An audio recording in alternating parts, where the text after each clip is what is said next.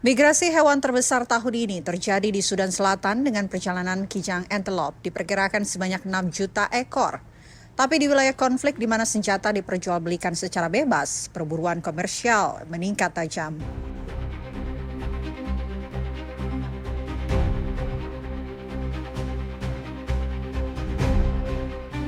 Dilihat dari udara, jutaan kijang antelope bergerumuh melintasi lanskap dan sungai yang mengalir melintasi padang rumput luas di Sudan Selatan dalam apa yang menurut para pelestari lingkungan adalah migrasi mamalia darat terbesar di dunia tahun ini. Survei Satwa Liar Udara Komprehensif pertama di negara itu yang dirilis Selasa 25 Juni menemukan sekitar 6 juta antelope. Survei ini dilakukan selama 2 minggu pada tahun lalu di 2 taman nasional dan daerah sekitarnya. Penelitian ini mengandalkan pengintai di pesawat terbang, analisis terhadap hampir 60.000 foto, dan pelacakan lebih dari 100 hewan berkerah di wilayah seluas 120.000 km persegi. Perkiraan yang dibuat oleh organisasi nirlaba African Parks yang melakukan penelitian ini bersama dengan pemerintah Sudan Selatan jauh melampaui angka yang diperoleh dari kawanan migrasi besar lainnya, seperti perkiraan 1,36 juta rusa kutub yang disurvei tahun lalu di wilayah Serengeti yang tersebar di Tanzania dan Kenya.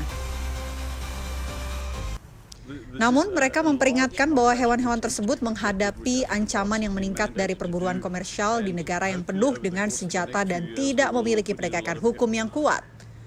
Migrasi ini membentang dari timur Sungai Nil di Taman Nasional Badingilo dan Boma ke negara tetangga-tetangga Ethiopia, sebuah wilayah yang kira-kira seukuran negara bagian Georgia di Amerika Serikat. Apa yang menyebabkan meningkatnya perburuan komersial di kawasan ini? Dalam beberapa tahun terakhir, jalan-jalan baru telah meningkatkan akses masyarakat terhadap pasar sehingga berkontribusi terhadap perburuan liar.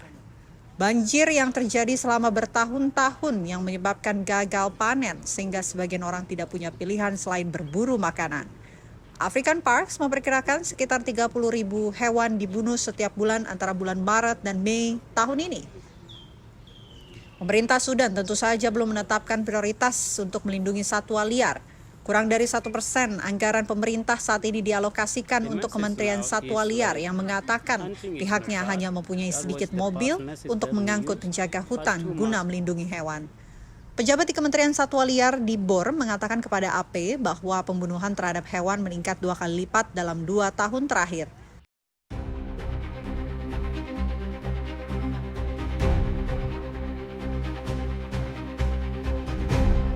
Salah satu tantangannya adalah tidak adanya rencana pengelolaan lahan nasional sehingga jalan dan infrastruktur dibangun tanpa diskusi awal mengenai lokasi terbaiknya.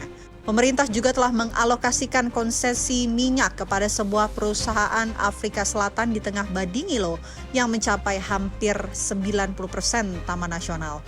Ini semua mengancam keberadaan semua hewan yang dilindungi di taman nasional ini. Saya Anya, presenter Artificial Intelligence dari TV1.ai. Sampai jumpa.